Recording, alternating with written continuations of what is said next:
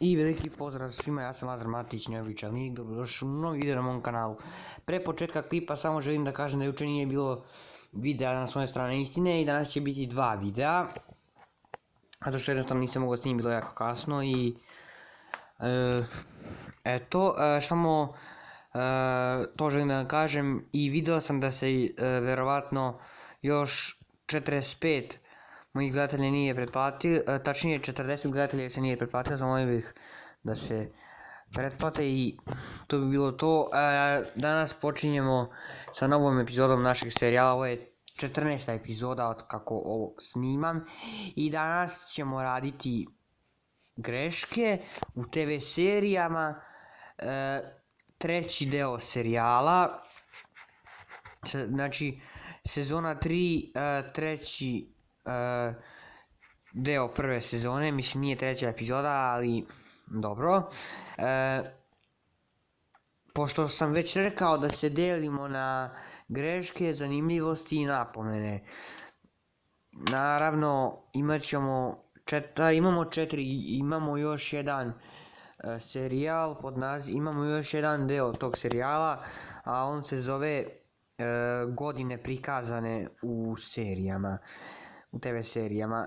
Sada ćemo da počnemo našu epizodu, bit ću jako kratak i danas ćemo raditi ovo treće, napomene. Danas ćemo raditi napomene o seriji Ubice mog oca. Tačnije napomene serije Ubice mog oca, tako da počnemo.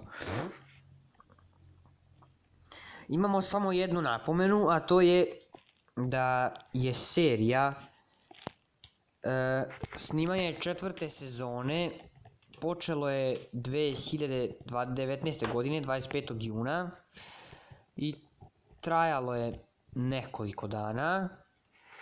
Napomene su te da je premijera u početku bila zakazan za novembar 2019. na Nova S, to se nikad nije dogodilo. Sljedeća premijera zakazana je za decembar 2019. To se isto nije dogodilo. Također je zakazana za 20. januar 2019. Ni to se nije dogodilo. Zatim je zakazana za 2. mart 2020. i to se napokon dogodilo, ali napomena dostupnosti četvrte sezone. Četvrta sezona je na internet postala dostupna od 28. februara, što je 4 dana pre nego što je serija počela da se prikazuje.